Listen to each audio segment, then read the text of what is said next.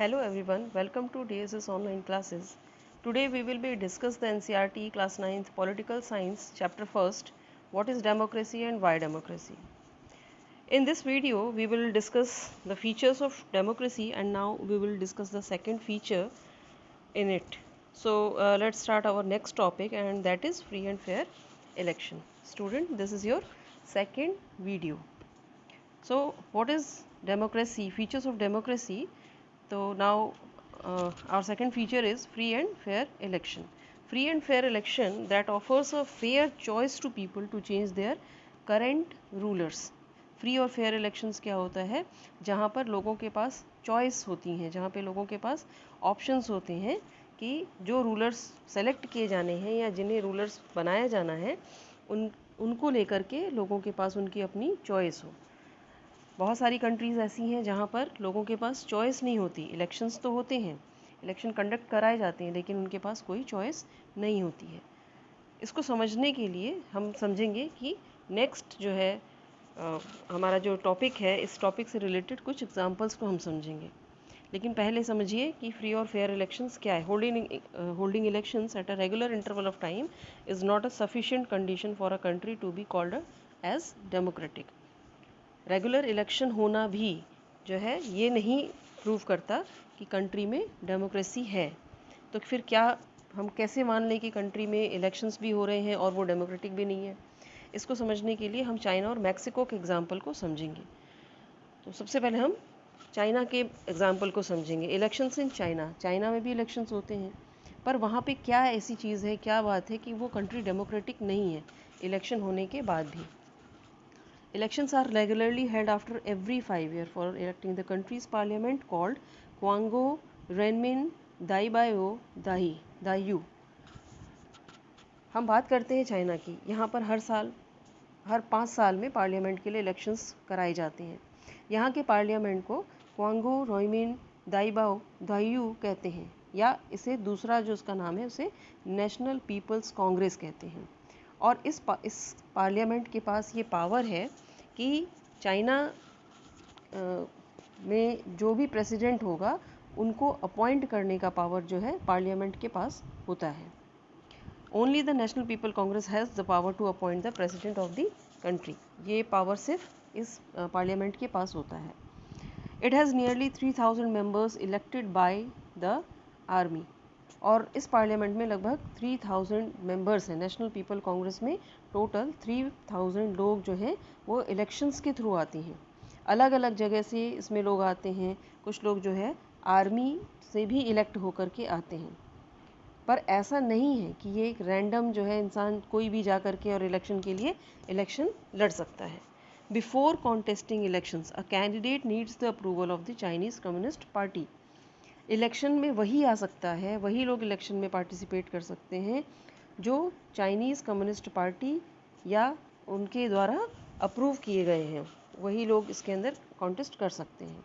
या बहुत सारी छोटी छोटी पार्टीज़ हैं चाइना में जो चाइनीज़ कम्युनिस्ट पार्टी के साथ अलाइज हैं, वो लोग इसके अंदर आकर के कॉन्टेस्ट कर सकते हैं। Only those who are members of the Chinese Communist Party और its allies are allowed to contest elections.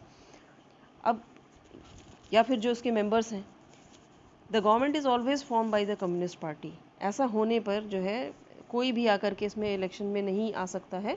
लेकिन इसमें क्या है कि जो भी गवर्नमेंट बनती है, जो भी गवर्नमेंट फॉर्म होती है, वो चाइनीज़ कम्युनिस्ट पार्टी की ही होती है।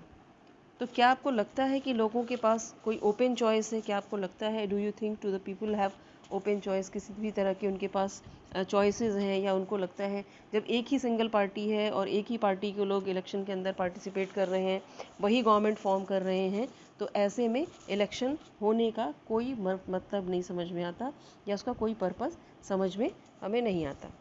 नेक्स्ट जो इलेक्शन है वो हम एग्जाम्पल देखेंगे मैक्सिको का। Elections in Mexico. Mexico holds election after every 6 years. The country has never been under a dictator or military rule. Mexico का जो एग्ज़ाम्पल है वो चाइना के एग्ज़ाम्पल से थोड़ा सा अलग है, थोड़ा सा हटके है।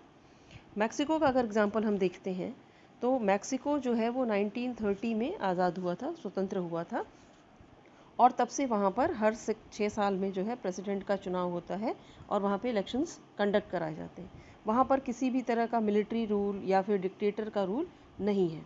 लेकिन 2000 तक वहाँ पर इलेक्शन एक ही पार्टी 2000 से लगभग 2000 से जो है वहाँ पर एक ही इलेक्शन पार्टी जो है वो जीतती हुई आ रही है, जिसका नाम है PRI।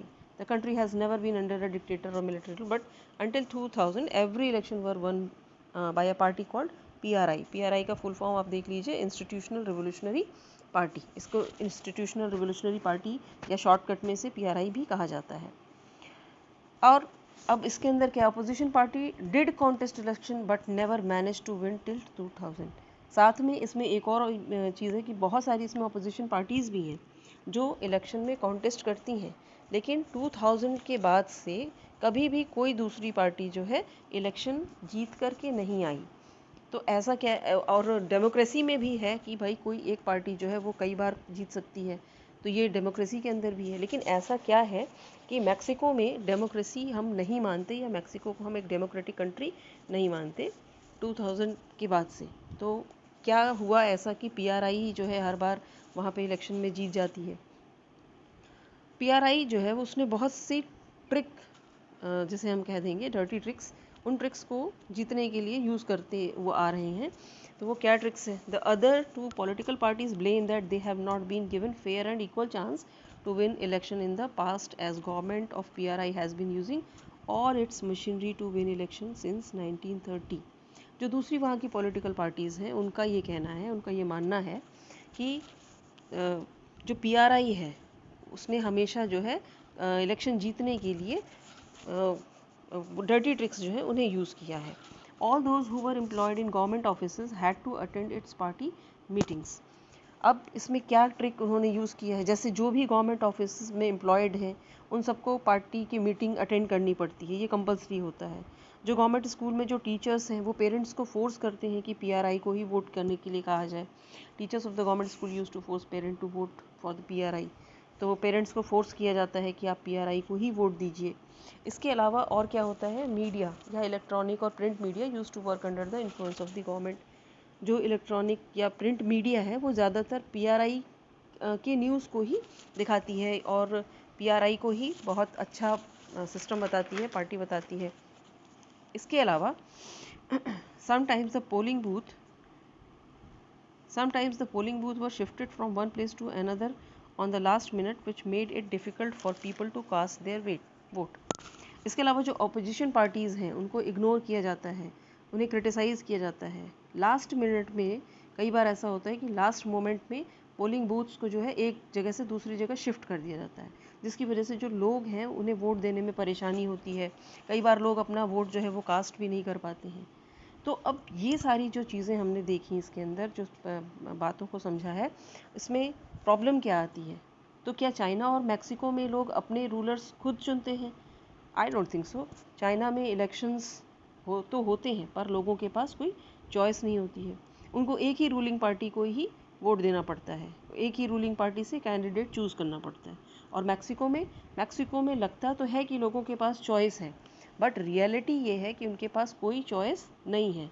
वहाँ पर एक ही सिंगल पार्टी रूल कर रही है, और किस तरह से रूल कर रही है? वो अनफेयर मींस को यूज़ करके रूल कर रही है, लोगों को प्रेशराइज़ करके वोटिंग करा रही है, लोगों को मिसगाइड करके वोटिंग करा रही है। तो इससे हम क्या समझ रहे हैं कि इससे हमें ये पता चल रहा है कि डेमोक्रेसी का जो हमारा सेकंड फीचर है, फ्री एंड फेयर इलेक्शन, वो यहाँ पर नहीं प्रूफ हो पा रहा है, वो यहाँ पे नहीं हो पा रहा है। तो अब हम क्या कहेंगे कि सेकंड फीचर प्रूफ करने के लिए democracy must be based on the free and fair election where those currently in power have a fair chance of losing। तो जो डेमोक्रेसी है इसका मतलब है कि इलेक्शन ही कराना काफ़ी नहीं है, इलेक्शन में आपको एक रियल चॉइस भी आपके पास होनी चाहिए कि आप डिसाइड करो कि आप किसको वोट दे रहे हैं, और इस वोट से ये पॉसिबल हो कि जो भी रूल कर रहे हैं उनकी जगह नई पार्टी भी आ सकती है। सो स्टूडेंट, मुझे लगता है कि आपको ये सेकंड टॉपिक भी समझ में आ गया होगा। नाउ अब हम थर्ड टॉपिक नेक्स्ट वीडियो में कवर करेंगे। Till then, good bye.